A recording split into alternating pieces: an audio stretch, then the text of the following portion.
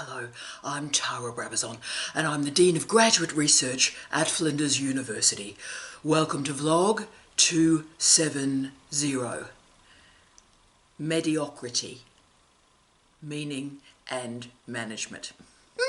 Okay, so we've got a story to tell to start us into the vlog this week. A student I saw about a month ago now, very upset, and she was frightened and she was confused and she described herself as paralysed.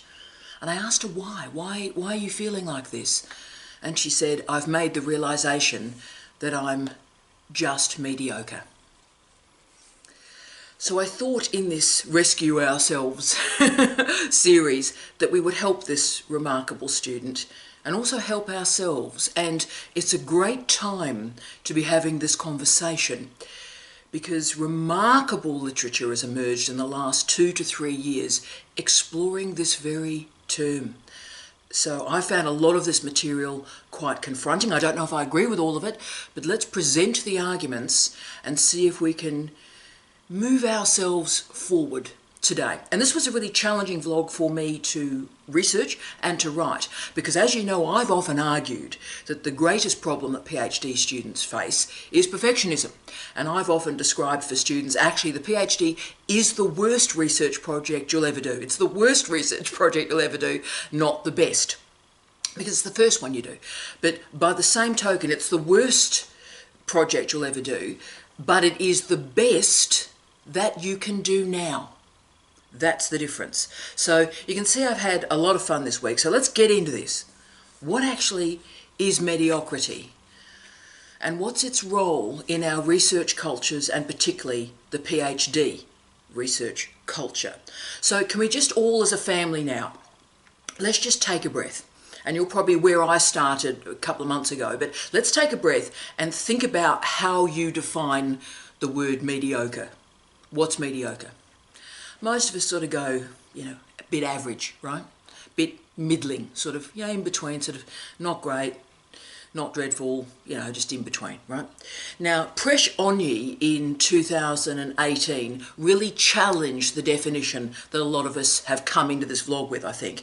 And hang on to yourself. So Onyi described mediocrity as, quote, any point in time where you cannot attest that a thing or person is either great, poor, or average. End of quote. Firstly, I love the use of the word attest. I'm going to be using that through the rest of the day. But what we're arguing here is that Mike, if he's not poor, if he's not great, if he's not average, then he's mediocre. So what's going on here? Well, for Onyi, mediocrity is defined as someone that is not consistent. Isn't that interesting, right? So he uses the metaphor of a mountain, right? So if we climb to the top of the mountain, we're up. When we go to the bottom of the mountain, we're down.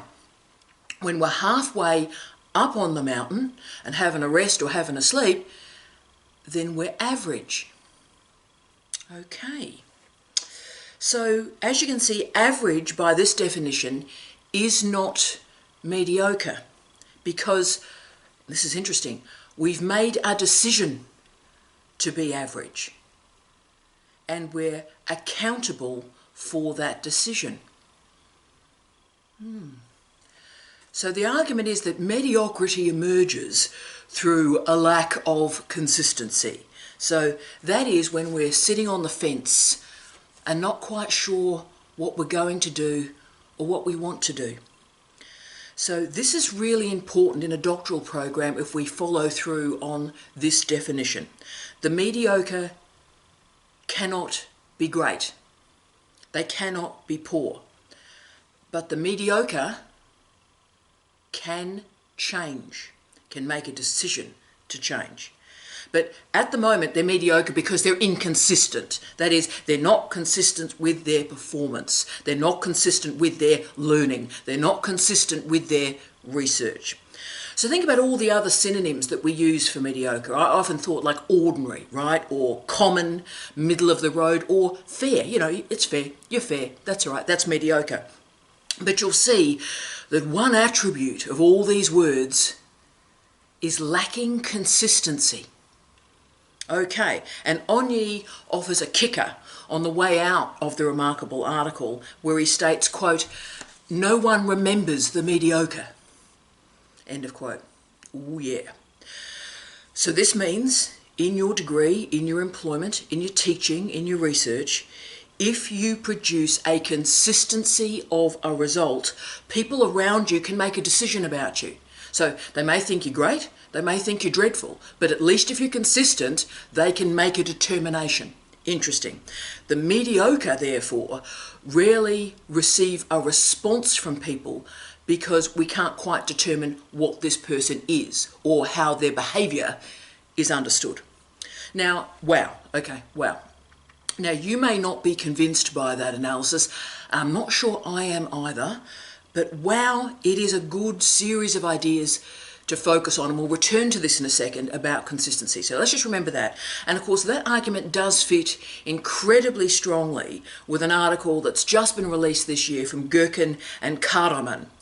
And they did a remarkable piece of research on COVID-19 and placed COVID-19 in the history of disaster capitalism. Wow, truly great article. And they explored, quote, "the cultures of fear and the impact of the capacity of individuals, organisations, nations to make a decision."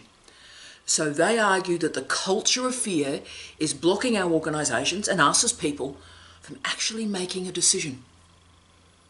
Wow. So I wanted to add one more stream of definitions into our conversation today before we get cracking.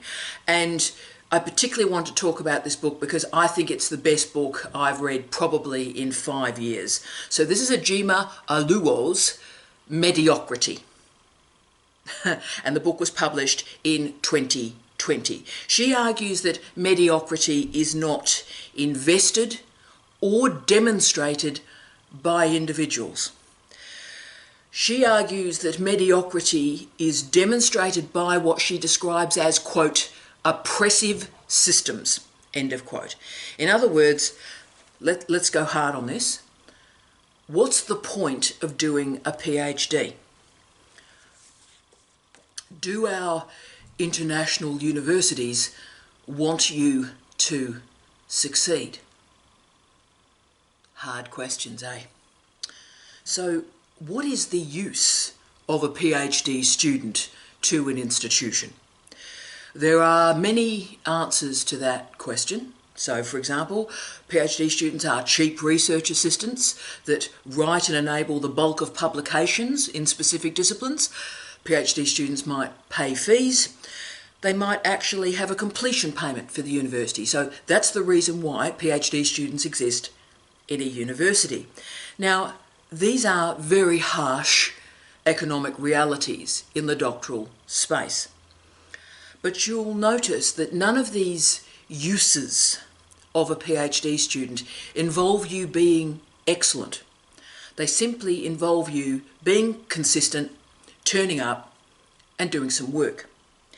So, do our universities want you to succeed?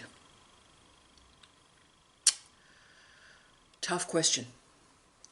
And it has to be a tough question because these are now very, very tough workplaces. A senior manager mate of mine last week told me a terrible story. So on the day, a senior researcher said, let's have a meeting. Let's have a meeting at 4 p.m. today. Let's have a meeting 4 p.m. today. And one of the gentlemen that was invited to this meeting said, look, sorry, I can't get there at 4. I'm picking up my kids. And the senior researcher replied, couldn't you get your wife to do it? So our universities clearly are often an inhumane workplace where work is required and the cost of that work on individuals and families is ignored, is irrelevant. So as you can see, mediocrity on an organisational level is not bland, it's not harmless. Ulu described it as, quote, a cultural complacency with systems that are horrifically oppressive, end of quote, and, quote, a dedication to ignorance. Ooh, okay. So she argues that mediocrity creates false equivalences between aggression and leadership, arrogance and strength. Ooh, wow. Okay. So she provides a context and a history around that odd phrase, why can't you get your wife to do it, by showing the resentment towards women in the workplace since the Second World War. So what interests me, though, and that's a big debate, by the way, but what interests me is particularly the impact of all of this on our doctoral students. And I want to therefore bring all these definitions together and look at the relationship between meritocracy and mediocrity, right? Meritocracy and mediocrity. Let's do this. So meritocracy is the assumption that if you just work hard enough, you'll be successful. If you just work hard enough, you'll be successful. Now, of course, this is nonsense. Obviously, some of the hardest working people on this planet never get on, right? But the consequences of that ideology is inverted when we're thinking about mediocrity. You see, if someone is in a position of power, there is the assumption that they've worked hard to get there. And of course, the nature of our universities, the sociology of these organisations, shows the exact opposite. Particular groups are assumed to be successful and they have an easier pathway through life and through progression in our universities. Full stop. So this means that the mediocre are in positions of power. And once they are in power, the ideology of meritocracy sustains their influence. And it also sustains the lie that hard work creates success. So this means that in universities we have a very limited definition of greatness, and that creates very odd definitions of mediocrity. So the barriers that we're talking about in universities and outside of them have existed, of course, for centuries. And we need to remember that the bulk of the world's population has never really had a chance to get out of poverty, absolute or relative, remains in positions of powerlessness, and very rarely the bulk of the population have a chance of gaining higher education.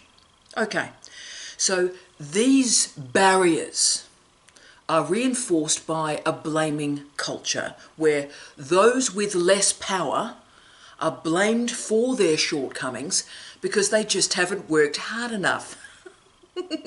So as you can see, universities can be different. Universities can be a defiant place. They can be. We have a chance. We have a choice in our universities and our doctoral programs. We can create a vista for the world where the mediocre but powerful have to justify their position. And that, by the way, is why the political forces around the world who wish to reinforce the status quo are so anti our universities. And they use phrases like, what are the current phrases like cancel culture, trigger culture, political correctness. So all these phrases, supposedly talking about freedom of speech, all these phrases are used to silence people who have worked hard, gained a degree, pretty clever, and who are trying to create an alternative way of thinking about the world, where the brilliant and the hardworking are rewarded, rather than the mediocre and the powerful being rewarded. So, interesting, eh? And so therefore, let's finish off this vlog quickly with 10 quick tips, taking all these different definitions and interpretations of mediocrity and seeing what we could all do today to move ourselves out of this word. Okay, let's do it. Okay, number one is the obvious one, and that is focus. If you want to move beyond these multiple definitions of mediocrity, there are two clear strategies: focus and consistency. The singular strategy to avoid mediocrity is focus. The singular strategy to encourage mediocrity is overcommitment. If you show up, if you focus on a task, then you won't be mediocre. If you are unreliable, if you demonstrate the consistency of a Teletubby that's run out of tubby custard, then it's not going to go well. Focus. 2, mediocrity emerges through a fear of failure rather than a fear of success. Now, I would argue COVID-19 has intensified this problem. Some remarkable projects that I'm reading at the moment, and wow, isn't there some great research happening in this area, but a lot of the research I'm reading at the moment, qual, quant and theoretical studies, are showing the long-term consequences of this fear and this trauma. Yeah. Now, I've certainly noticed, I've always been actually very noticeable in Australia, since I returned to Australia, about the fear of failure in this nation. It's a real thing. It's a fear of, sometimes called the tall poppy syndrome, yeah? But basically it's a fear of failure. And so much of our culture is based around, avoiding being ridiculed, avoiding being labelled, avoiding some random shouting at you, right? The whole culture's really geared for that. And I get it, because it's horrible when that happens. But the problem we've got is this fear of failure means that we're always incredibly careful, incredibly cautious, and so cautious that we never actually really do anything. And we're so frightened that our work has to be checked all the time by supervisors or advisors or bosses. And this problem is, of course, made worse by helicopter management or micromanagement. So I really get this. This is a fear of failure. But that leads us straight into the vortex of mediocrity, because we never really strive, we never really try, because we might fail. So understand what the problem is, understand how it exists in yourself and what you can do about it. And as I've always said, the best thing we can do is recognize it in ourselves. So call it, label it, determine it is a fear of failure, and once you have put a language around that, then you're able to manage it. 3, continual learning and professional development. Now, this is my biggest strategy to avoid mediocrity in pretty well the entirety of my life. And basically, to be honest, it's my strategy to manage just about any challenge or weakness I may confront. I have led, and I'm very proud to say this, I have led a reading life. I have led a learning life. And that's great, because it means on a daily basis I'm exposed to a diversity of ideas. And it's great because we improve so many other skills through learning and professional development, whether it is reading or writing or listening or interpretation skills, crucial. We think more precisely about epistemology and ontology and methodology. Precision, brilliant. So professional development, why I do it, is it allows me to get out of myself, right? Outside my normal, outside my expectations, my history, my parameters. Get out of it. See something different. Different lens. Come on. So we gain the views and the perspectives of others. And therefore, the best way to scupper mediocrity is to learn something new every day. 4, recognize failure and label it as feedback. Ooh. So we've already talked about this fear of failure.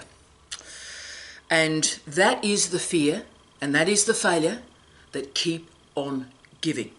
Now, the best way, if you can, to manage failure, and this is tough, I know this, is to implement a strategy that we introduced last week in our vlog on words. And one of those strategies was the replacement strategy. So this is a word that you use that hurts you, and just force yourself to, with consciousness, put another word in its place. Okay? So this is quite important if we start to apply this replacement strategy to failures. Right, what if we consider a failure simply feedback. So take the word failure out, call it feedback. Now, to do that, we have to take the emotion out, because when we fail, did you feel your whole body, you're a failure, fail. Your whole body sort of goes, oh, I am, right? So you've got to get the emotion out. So, okay, failure. Get yourself calm with the word. Desensitize the word. Failure is feedback. So if you think about it, when a failure emerges in our professional or personal lives, that is a moment of feedback. This will change our lives if we can do this. So what happens is we take the emotion out of the situation and we learn from the feedback. Come on. So this means we are creating endless professional development moments, a learning moment, and these learning moments will align us and move us out of mediocrity. Now I know failure is tough. I know that. I fail a lot. Failure is tough. But feedback is important. And mediocrity emerges when we treat feedback as failure. Excellence emerges when we treat failure as feedback. Come on. Come on. 6. Ask the right questions of yourself and others. We can't reach the right answers if we're not asking the right questions. So I just wanted to, in the context of the vlog this week, put a couple of questions out there for you to consider, to think they might do an intervention in how you're doing and enacting your work day. Because good questions can propel you through change and into achievement. So I'll just put 2 questions into this vlog to maybe move you out of mediocrity. Question 1. What will make you proud at the conclusion of this PhD? What will make you proud? Now, this is a long-term question, a big question, an important question. But question 2 is, how can I improve this week on the research that I did last week? How can I improve this week on the research I did last week? That's a short-term agenda. Now, I ask both these questions of myself on a weekly basis. So, what would make me proud at the conclusion of this research project? I just sent my 20th book off to a publisher last week. And I asked myself, what would make me proud about this research project? Great question. But I also ask every Sunday night, what am I going to do in my research this week that will improve it on what I did last week? They might help you. 7. Celebrate the wins. Now, as you know, we're all moving through this Rescue Ourselves series together, really. And I'm applying what I'm talking about and what I'm reading in the research to my own life as well. I'm going through a lot of complicated big life decisions at the moment. You know, that's what we're all doing, and I'm doing it as well, moving through some complicated life choices and decisions. And so this research and the conversations I'm having, and I should say thank you to the thousands of messages and emails I've received on this. I'm so grateful, and I thank you all very much. But can I say this celebrating success bit of this story today is something I've done incredibly badly in my life. So I've got a lot to learn here, because I really haven't celebrated the wins ever, actually. Something wonderful's happened and I've maybe sort of smiled and gone, that's great, and then I've moved on to the next thing. And I've done that through my entire life, okay? And look, a lot of life is completely pointless, boring and dreadful. I get that. That's absolutely true. And therefore, when something remarkable happens, how about you stop? Speak the words. This is a great moment for me. Share that great moment. Experience that joy if you can. And sit in the celebration for a moment. Because success is certainly the punctuation of our lives, but further, success is a pointer. And it points you out of mediocrity. So, name your achievements, claim your achievements, stop, pause, and celebrate them. And can I say, and this is again something I'm thinking about in my life at the moment, listen to what your successes are telling you about your research, about your colleagues, and about yourself. 8. Persistence matters. Now, in the research I've done on mediocrity, and it's just been brilliant, okay? I disagree with a lot of it, but wow, I've enjoyed it, okay? So the research I've done on mediocrity, look, I was stunned whether I went through the qual-quant or I went through the theoretical interpretive studies, that all the studies showed the power of persistence, right? So just hanging in there, showing up, is a way to get out of mediocrity.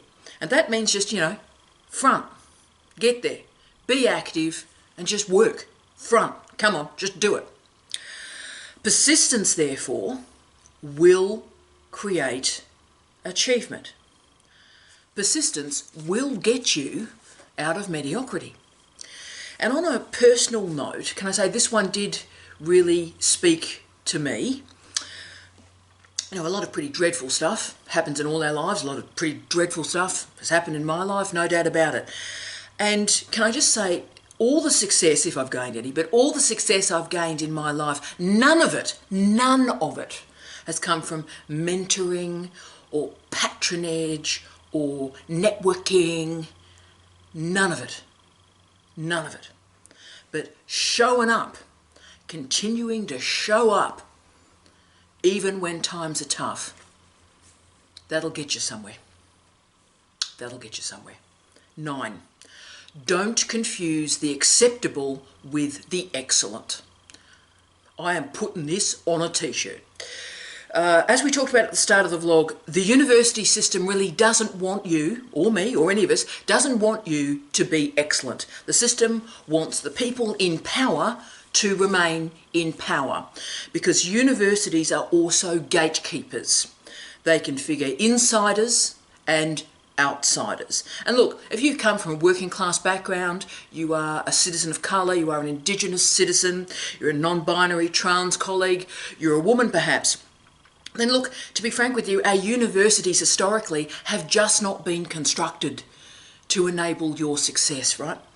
This system wants you to fit in, produce acceptable teaching, be a good teacher, not receive complaints, and do some research and finish your doctorate.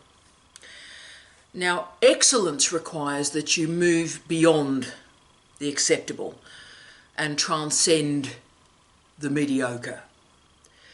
Now, you're going to receive a lot of feedback, which you may read as failure, but you know what? Persist. Show up.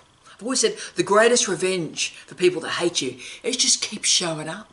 Hi, how's it going?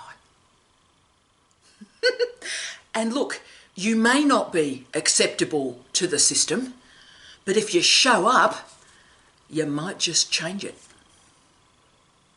10.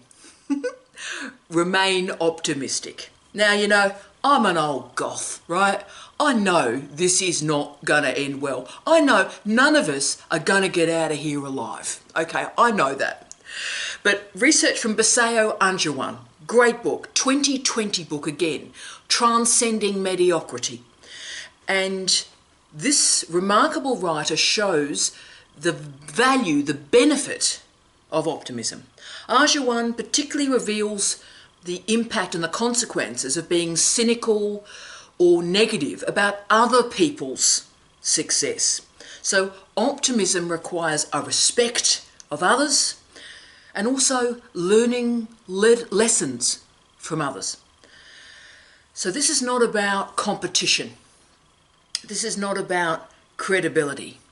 It's about moving outside of self-absorption, moving outside of narcissism, and valuing and respecting people, whoever they are, and respecting and valuing those people, knowing that we can learn from everybody.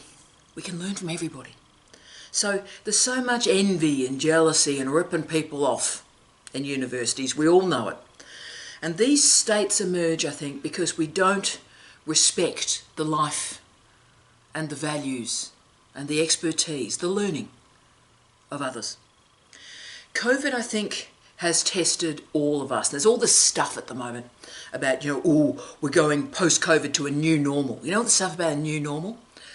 Yeah. Now, that may be the case, but I do think we need to recognise and we need to name what that old normal was precisely. And that old normal was a culture of debt, Veblen-inspired conspicuous consumption, fitting in, settling for less. That was the old normal. Now, much of life and much of our universities, they're set up so that you will fit in and you will do as you are told. It's extraordinary, isn't it? But is it? The extraordinary is actually rare. That's why it's extraordinary. But the binary opposition that we're going to finish with is not mediocrity versus the extraordinary. The relationship between the mediocre and the extraordinary is configured by one simple question.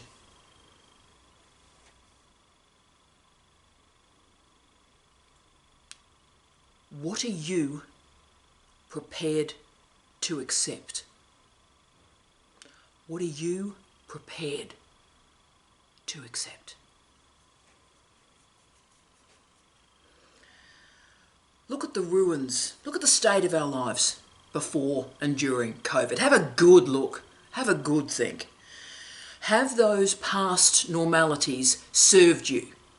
Served your life? Served who you want to be? Now, what I've learnt from this week on mediocrity, and as you can see, I'm deeply moved by a lot of this. What I've learnt from this week on mediocrity is that we must not lose sight of our big goals. We must not. We must not allow some hashtag random in our lives to use that dreadful phrase, you just need to be realistic. Be realistic. Can't tell you how often in my life some random goes, sorry, you're just not realistic. You've got to be realistic. The realistic gives us conformity and mediocrity. You are settling for the place that the system has written for you. Big goals, persistence are two attributes that will move you out of mediocrity. So let's therefore finish with you. Hi. Are you willing to commit for the long term? Are you willing to invest your most precious resource? Your time, your life. You can only spend time on the things that matter if you actually know and you've named what matters. Life doesn't give you a report card. You can't fail at life. And actually, failure is not a reflection on the self. Failure is a feedback on your experience so you can do better next time. I wish you love, light, and peace. Tea out.